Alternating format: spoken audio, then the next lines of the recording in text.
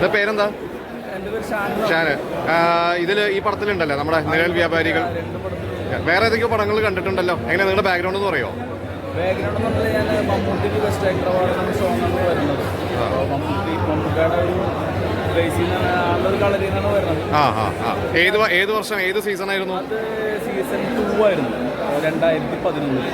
അപ്പോൾ അതിൽ 10 ഡയറക്ടേഴ്സ് കൂടിയിട്ട് 3000 മത്സരാർത്ഥികളിൽ 10 പേരെ തിരഞ്ഞെടുത്തു. അപ്പം എന്നെ തിരഞ്ഞെടുത്തത് മാർട്ടിൻ പ്രക്കാട്ടായിരുന്നു. അപ്പോൾ അദ്ദേഹമാണ് എൻ്റെ ഗുരുനാഥൻ.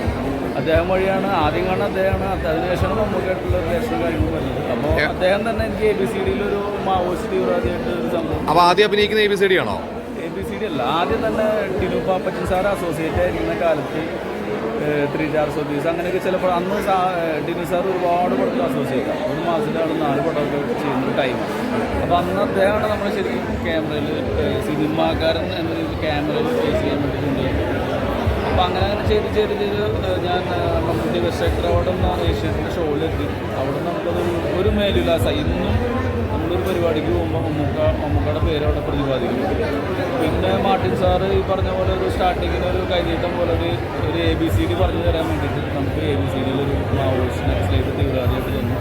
പിന്നെ മമ്മൂക്കയുടെ കൂടെ ടോപ്പിലെ രാജാവ്, മംഗ്ലീഷ്, പത്തേമാരി, ഇമ്മാനുവൽ, അങ്ങനെ കുറേ പടത്തിൽ എന്നെ ഒരു ബൂസ്റ്റപ്പ് ചെയ്യാൻ വേണ്ടിയിട്ട് നമ്മൾ കൊണ്ടു നിർത്തി.